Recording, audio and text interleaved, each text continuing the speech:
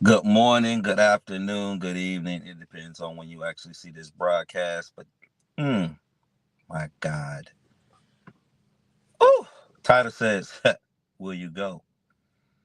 Will you go? And I heard someone says, depends on where you sending me. It depends on where you sending me, God. Where you sending me? I go, but where you sending me though? You know? And so in this season, we did a little bit of, God is doing something new. God, there's a new thing being done.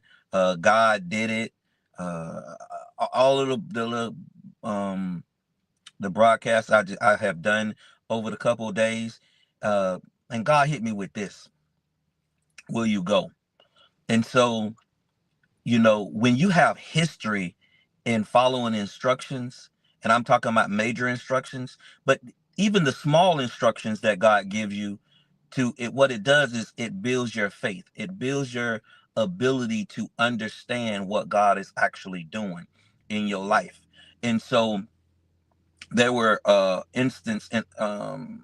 there were times in our life that God asked us to do some small things, and then it led up to something big. Like, will you leave uh your people, places, and things? Will you leave your hometown? Will you leave the place that you are comfortable with? And will you leave it? Will you go? Will you go where I'm telling you to go?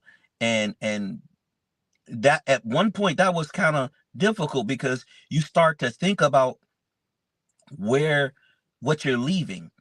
How would people see you? Am I going to miss this, and I'm going to miss that, and my family's going to say this, and they're going to say that. And it's like, you have to understand, when God starts to give instructions, we start talking about God is doing something new, God is doing something big, God is a promise keeper, God is doing miracles, he's doing all of these things. But there's things that in between all of that he's stretching our faith. Mm. Y'all got to catch this. You got to catch this. So he actually took me to a story in the Bible, and everybody knows the story about Joshua and Caleb, right? And Moses, he picked the leaders out of the tribes to go and spy the promised land, right?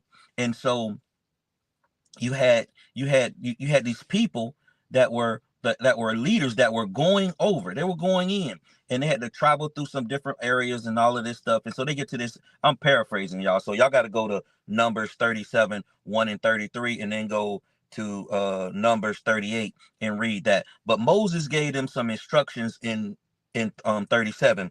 He says, I need you to go and see if they're strong or weak.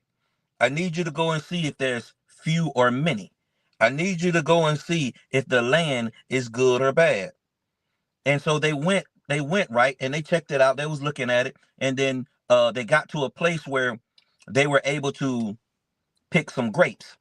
And the grapes were so big. Now listen, when God tells you to go somewhere, God is not taking you, he's not sending you to something that's going to decrease. He's sending to you something that's going to be huge. Something that you cannot say that you did it on your own. You cannot say that it was something small. The grapes, listen to me, the grapes, they picked it, and they had two people had to carry a vine back to the camp so they could actually see the vast, uh humongous fruit that was there.